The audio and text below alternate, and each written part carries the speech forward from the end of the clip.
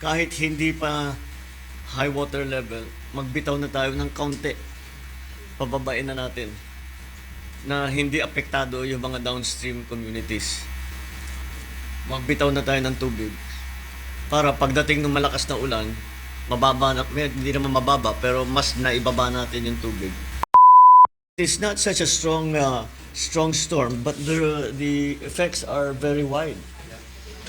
Kung titignan mo, layo ng Bicol actually doon sa center of the storm. Pero tignan, I've seen the news reports, ang laki ng tubig eh. Marami talagang binagsak na tubig. It's wide-ranging. Kahit na hindi 85 kilometers, we can prepare for that. We need to get all the best data that we can. I think we're reasonably well prepared. The power is going to go out, whatever we do.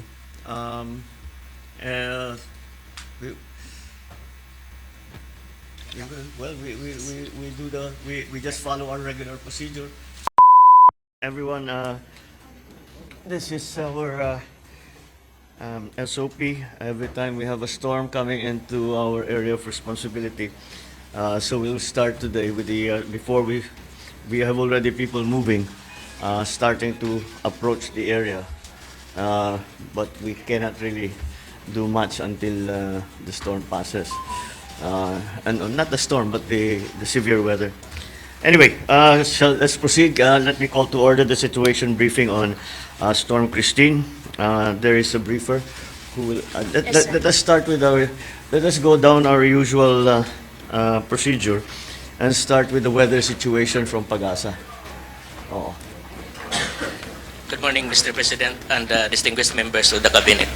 Allow me to present the DOST Pag-asa brief report on Tropical Storm Christine as of 8 this morning.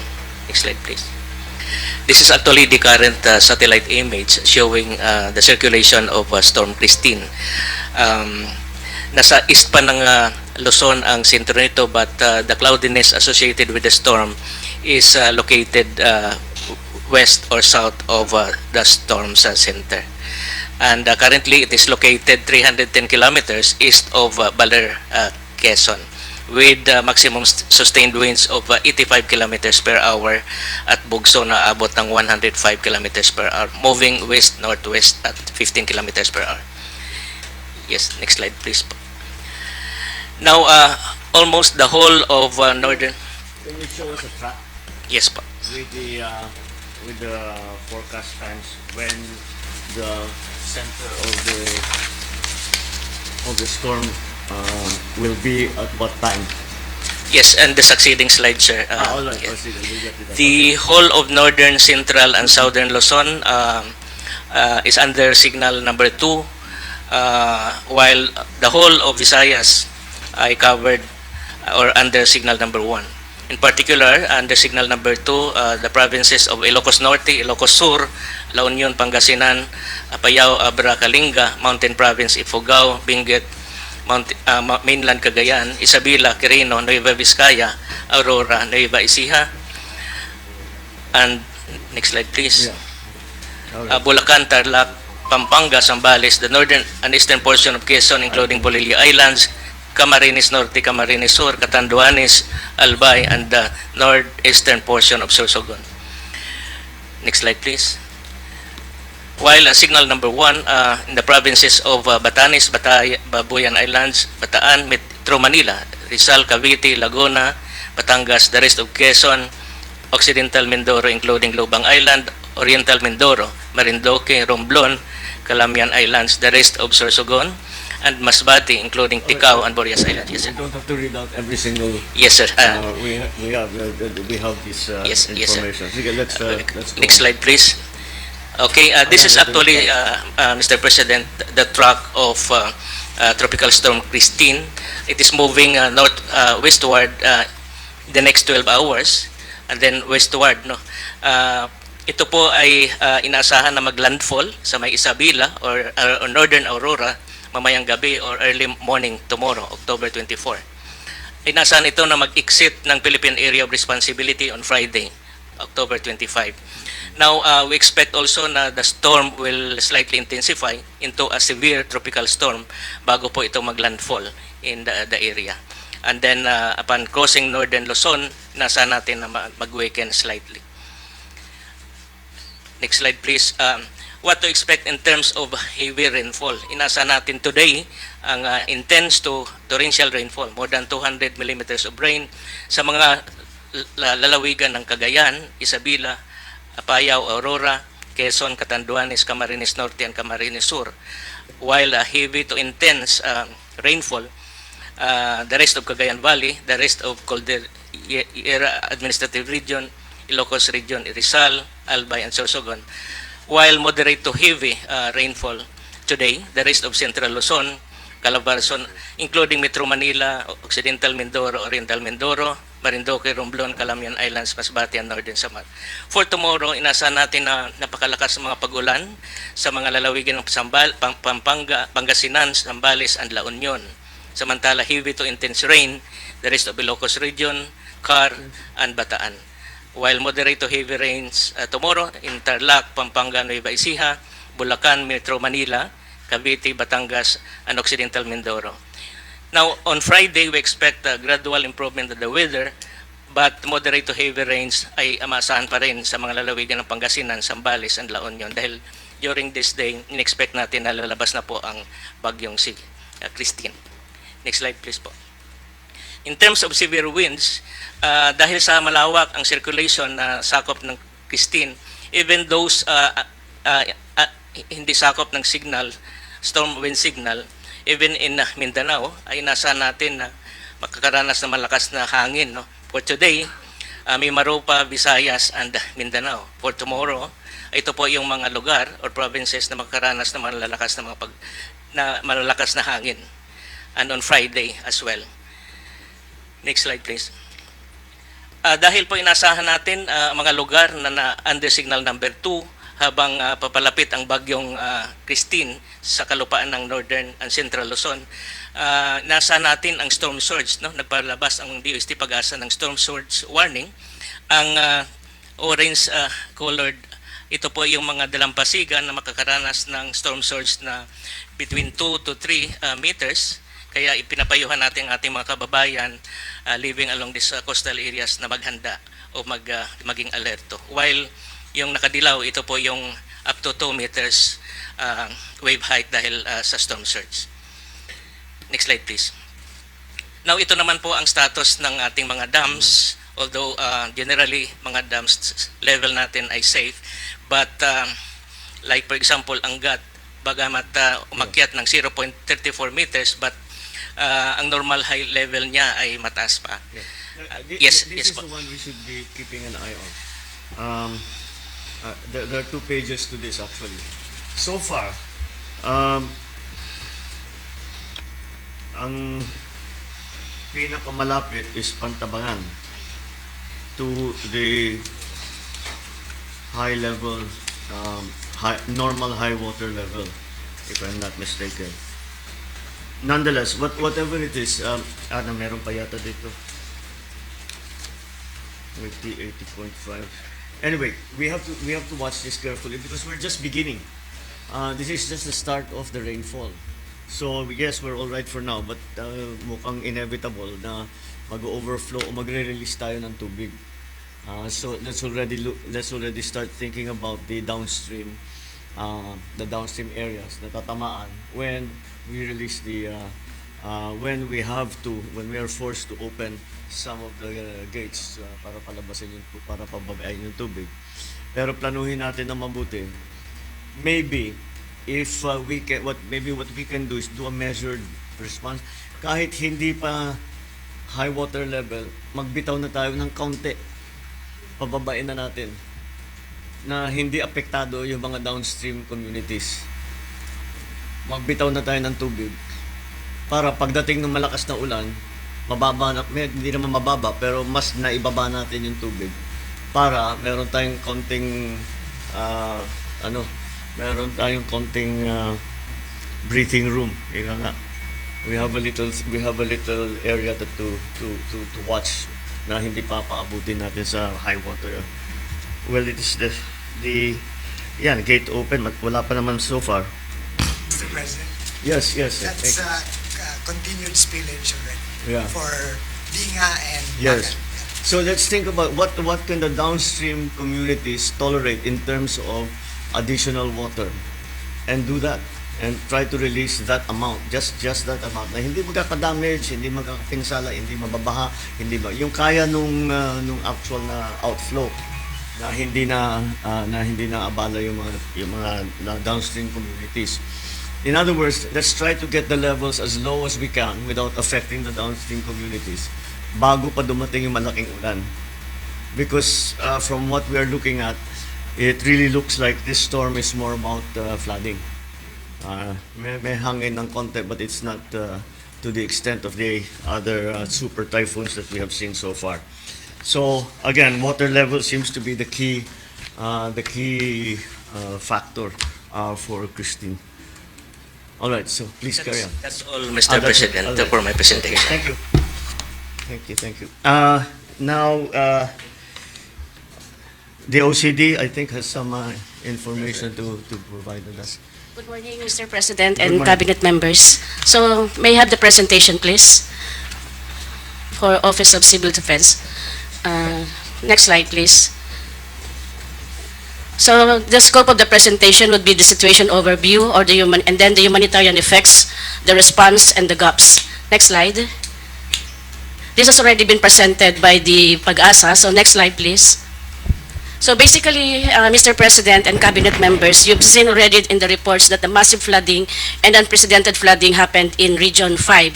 Although, because of the massive or the circulation and the rain band, it also affected other areas. You would see that the darker parts are the severity of the flooding events, specifically in Region 5. And if you would look at it, more than 23,000, more than 150,000 has been affected. Next slide. And in terms of casualties, very minimal as of this point in time. And there was already the suspension of classes and the declaration of state of calamity. Next slide. And in terms of status of lifelines, as of this point in time as well, as of reporting time, still as minimal as that. But I think the most important thing to look at, and especially and as the reports come in or the information comes in, would be the damages on agriculture and even of the livelihood assets of the people. Next slide. Yes, sir. Can we go one back? Yes, sir. One page back. The previous slide, please. All right. This is yung status of lifelines is something important that we have to monitor na mabuti. Simply because we are going to have to go into the storm affected areas at some point. So what we have to know for our own people is what are the roads that are possible, what are not, what need to be opened, i-prioritize natin kasi as it is already 93 out of 106 road sections are not possible. Seaports out of 34 in Calabarzon are non-operational. 34 out of 34 are non-operational. 10 out of 10 bridges in Region 5. So talagang it's isolated. The whole region actually is to a great extent is isolated. Next slide, please. So, Mr. President, we've been, from Pag-asa, what we're doing here in Office of Civil Defense is to manage the information that we're getting. So we come up with likely scenarios. So the regions 1, 2, and 3 and CAR and Calabarzon, since the storm has not passed them yet, we're still expecting actually, it's not just a likely scenario, the worst case scenario for this matter. When we do our contingency plan, we would always come up with a worst case scenario. So as what the Secretary of National Defense had mentioned, we're looking at planning for the next time, for the next few days. And this is what we're looking into, that there would be gradual intensification, and these are the areas that would be affected. Regions 1, 2, 3, CAR, Calabarzon. In terms of wind damage, not so much, but in terms of flood or water damages. And actually, what we are also most concerned, these areas, especially Batanes or the northernmost part of the country, has been already affected recently by tropical cyclone Julian. And I think they haven't much recovered yet. Actually, they are still requesting for some NFIs. And these are the hazards that we are considering as far as the passage of this tropical cyclone would be in those areas. So, next slide, please. So, we are Mr. expecting President, more. if I may, just one, Yes, Mr. President, if I may, Yes, please, the go ahead. previous slide. So, Mr. President, what you see there is an image of a combined rainfall and flood and landslide risk analysis from the Mines and Geoscience Bureau of the DNR. So that's barangay scale, sir. So we can actually look at the level of risk All right. And to the what is- barangay. So we have a listing that we supply to OCD in terms of the Also, that's potential. how it's done. Yes, sir. It's a combined model for weather, landslide, and flood risk together down to the barangay scale. Yes, sir. All right. So, we can count on this data. So basically, sir, based on all of those information, flood risk, landslide risk, we are able to translate that on the number of most vulnerable people that could be affected wherever. And that is coming from the information coming from the SWD. So we are the most vulnerable. We're looking at the listahanan as an information coming from the SWD, and this would be the reference for the planning figure for our response. Next slide. And since there was also preparations being done in Batanes, this is an example of a response ex ante. Before a tropical cyclone would come, this is very much Filipino culturally recognized. There are already strengthening houses. That is happening as of now as of yesterday or even 2 days ago in Batanes. Once they receive their information, I think this is a very important, a classic example of how we prepare for tropical cyclones if wind damage would be expected. But nevertheless, this is how it is being done right now. Next, next. That's all, Mr. President. All right. Thank you. Thank you. Okay. It looks pretty clear that this one is more about the volume of water that's going to be dropped in the areas. And unfortunately, I think it would be prudent to consider that we are only beginning. This is just the beginning. Now we're experiencing the same phenomenon that I have been commenting on, and all of us have been noticing. Ang bilis mag-develop ng bagyo. It was just a low pressure area, and now look at the strength of it, and the volume of water the volumes of water are unprecedented. Okay, so yun ang kailangan natin bantayan. Okay, so this is what we can expect by Wednesday, by 5 p.m. today. It will be off the eastern coast. It will not, the center of the storm will not have landed yet. And again, what is your forecast for landfall? What time and what place? It's about 8 later this evening, Mr. President, or early morning tomorrow. And From around 8. Aurora, eight- pero hindi, 8 ang p.m. landfall Aurora kamo. Yes, Aurora Alright, so area, that's province. good. And then this is if it's going at how what speed? 15 kilometers an hour? 85 kilometers per Huh? hour. No, The wind, that's the storm. the speed the is 15 kilometers 15 per hour. kilometers an Mr. hour. President. So ganyan ang magiging takbo. Usually we are pretty accurate as long as the storm has fully developed. We're pretty accurate. So ito yung kailangan nating abangan. These are the areas that for example, I think we can start pag lumalayo na sa Bicol sa Region 5, pwede na natin gawin lahat ng pwede natin gawin. Pero huwag na natin pasukin muna ang Region 1, Region 2 dahil parating pa lang. So pabayaan muna, there's nothing we can do except wait for it to pass. Give all the warnings that we can give, evacuate as many people as we can. But we really have to just batten down the hatches for a day. And make sure that everybody has what they need. Everybody has the emergency supplies. Meron silang ilaw, meron silang tubig. But maybe we'll have to shut that down. Pero wag na sana tumagal masyado. But in the meantime, mag-isip na tayo how we are when we can go in with our equipment for the public works and to open to open all the thoroughfares. There's no once they are open. If they're not open, we will look to SND to fly it in, perhaps if that's the best that we can do. Patulong din tayo, we can ask the Coast Guard also. The Coast Guard also plays a part in that naman. So mag-ready na tayo. But this will, all of us should have this map in our office looking at this, and this is what we have to anticipate. It's not such a strong storm, but the effects are very wide. Kung titignan mo, layo ng Bicol actually doon sa center of the storm. Pero I've seen the news reports, ang laki ng tubig eh. Marami talagang binagsak na tubig. It's wide ranging. Kahit na hindi 85 kilometers, we can prepare for that. Tapos dahil nga na madalas yung bagyo, na saturate na ang lupa.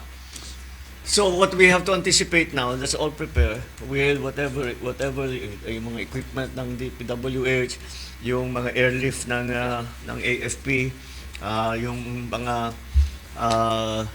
relief goods and kung ano man, whatever all the other that we are doing. Mr. President. John Vic, everybody is well informed naman. Yes, sir. Those areas that are under that Yes, sir. that circle. Out of the 1,252 LCEs, 87 are present in their municipalities. Unaccounted for 175, they're either on medical or foreign travel. Okay. But all of it informed that all have activated their disaster response scenarios. Sir, if I may. Yes, sir. So, on the parts of the DNR, we've also reached out to the private sector, to the mining industry. So they are now informed that they may be called to assist in response and recovery, probably rescue if need be, since they have the technical equipment and they have the manpower to perform rescue in terms of possible landslide and other situations. We've also asked and coordinated with the Philippine Space Agency. They've activated also image acquisition so we can actively monitor the extent of the impacts. From Pag-asa, the data that is coming in from space agencies incorporated to in your forecast. Oh, kasama yan eh. Ang pagkaintindi ko kasama talaga. Yes, Mr. President. We have a function of our satellites. We have access from meteorological satellites Yeah. from Alright. Japan. No, that's right. We need to get all the best data that we can. Well, I think we're reasonably well prepared. The power is going to go out, whatever we do.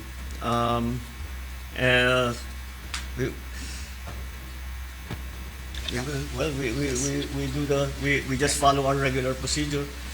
We take down the power when it is not safe. Yes, Mr. President. To keep the cables energized. Yes. Mr. President, come back. we have 16 electric cooperatives which are partially out of power. 4 are completely without power, including Sorsogon, Biliran, and as far down as Siargao. So, Yes, I know. I was surprised to Right. hear. So, NEA is already coordinating and so far as rehabilitating the ones in the Bicol region. 69 kV lines have been affected also in a number of areas. So NGCP, as you said, will be coming in as the weather situation improves. Thank you. Yes. Well, again, we turn the power off precisely to keep it safe, and then go back and take a look at the damage, see how we can repair it. There's sometimes a tendency in these areas because we say bring the power back immediately. So jerry-rigged lang yung mga ginagawa nila, but then it becomes permanent, and that makes the system frail, not robust. I don't know how we get around that. Because talagang there is a very, very strong demand. Balik na yung kuryente kaagad, as quickly as possible, bilis. So kung ano-ano na lang ginagawa. That's really that. Kaya yung mga nakikita niyo yung wall na bulbul, yun eh. Oo, dahil nagmamadali. Basta kahit pa paano, sige, basta ilagay mo dyan. Sige. Mag-short yan, di na bali, basta ilagay mo. Sige, okay na yan. Tapos, dapat babalikan. Pero hindi na binabalikan. So we have to be conscious of that so that we make our systems more robust. We take note of that, Mr. President. Yeah. Oo nga. Oo. Alright. Umani naman ito ng iba't ibang reaksyon mula sa ating mga netizens. Ayon kay Jomar Lagra, tama si Inday Sara, nagkaroon tayo ng presidente na hindi marunong mamuno. Pahayag naman ni Marlo Taco, dito palang makikita mo na ang diferensya ng Duterte presidency at ni Marcos Jr. Kung kailan andyan na ang sakuna, sakalang kikilos nakakalungkot, tapos sabi pa na may issue tayo sa budget. At ito naman ang saloobin mula sa ating kababayan na si James Polar, nakakapanghina na ganito mag-response ang presidente, walang confidence at walang preparation. Anong klaseng leader ito? Mga kababayan, feel free to comment below para maglabas ng saloobin sa balitang ito.